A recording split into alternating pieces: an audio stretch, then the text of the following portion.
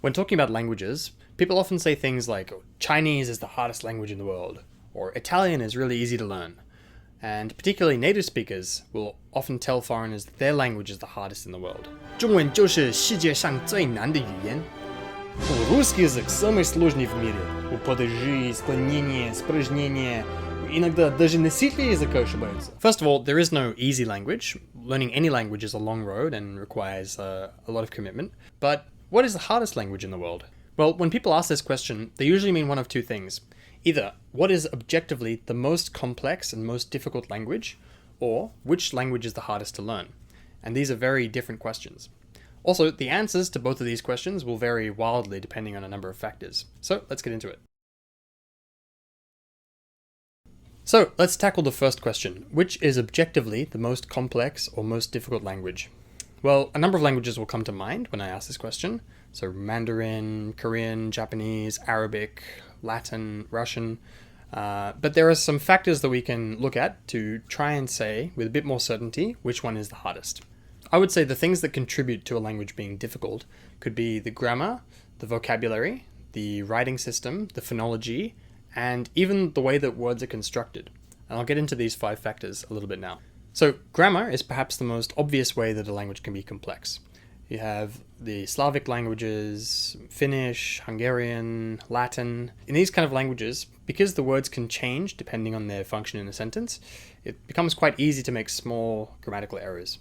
In other languages, grammatical complexity can come more from things like word order, the way certain expressions are constructed, and also some things that we don't really consider in Western and European languages. So things like the animacy of objects, things like formality and whether someone is higher status or lower status than you. So these things can all contribute to grammatical complexity.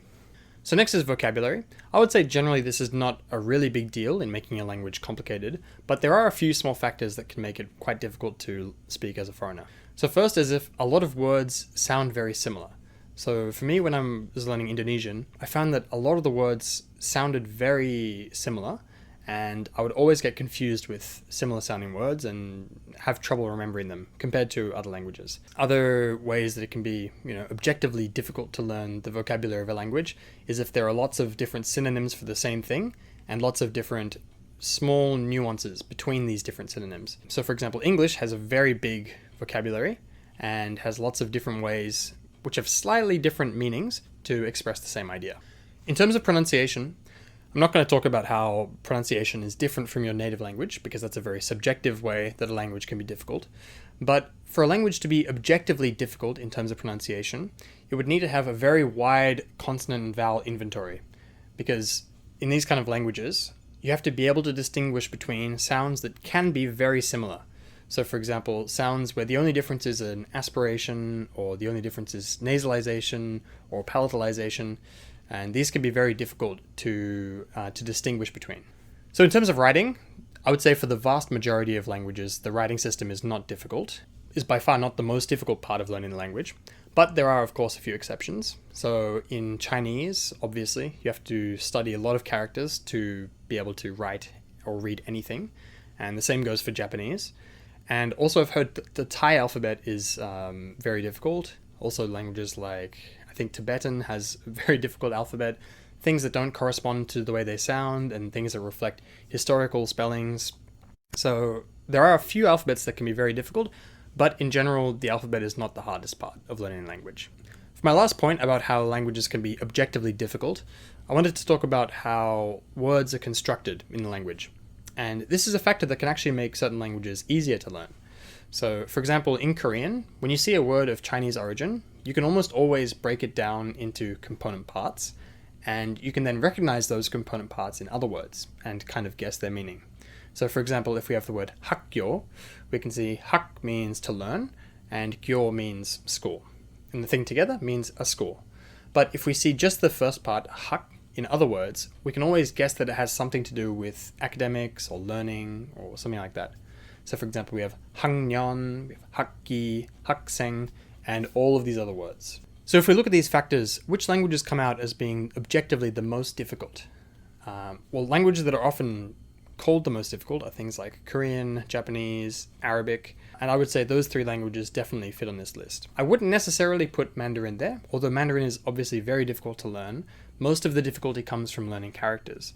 So when you take that out of the equation, the other factors don't really make it, I think, hard enough to put into this list of the most difficult languages, even though it is obviously a very difficult language to learn. We can add to this list some very grammatically complex languages like Finnish, Hungarian, Latin as well. And I'll also put Mongolian in this list because it has very difficult phonology in addition to all of the grammatical complexity that it has, which is similar to some of the other languages in the region.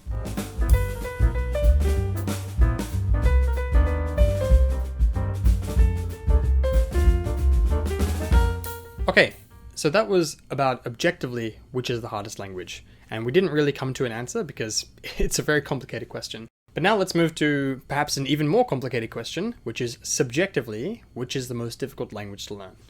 And I say this is a more difficult question because there are just so many more factors you have to consider when you're talking about a language being difficult to learn. So perhaps the most prevalent factor is what is your native language?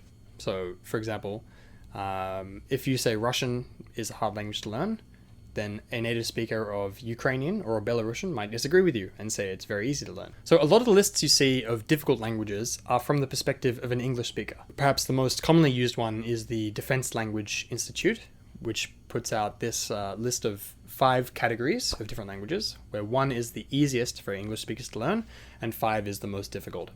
And for that list, level 5 includes some of the same languages that I mentioned before, so Arabic, Korean, Japanese, and it also includes Mandarin and Cantonese. But if we look at it from other perspectives, it might be completely different. So that's one thing that makes this question extremely hard to answer. So obviously your native language is a key factor in determining which other languages will be difficult to learn. But in my opinion, there's an even bigger factor. And for me, this is the number 1 factor in determining which languages are hard to learn. And that is the availability of resources. So no matter how hard you say Mandarin is, or Russian is, or Korean is, or French is, the fact is that there are lots of resources for learning it. There are textbooks, online courses, videos, news. You can find almost anything on YouTube in that language with subtitles, and you can use that to learn. But if I were going to learn a Siberian language, an African language, one of the many languages of Indonesia or India or Native American languages, these often have very few resources that you can use to learn.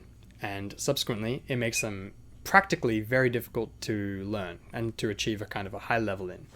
Often the only things you can find about these languages are academic papers and things approaching it from a more scientific and linguistic point of view rather than from a language learning point of view.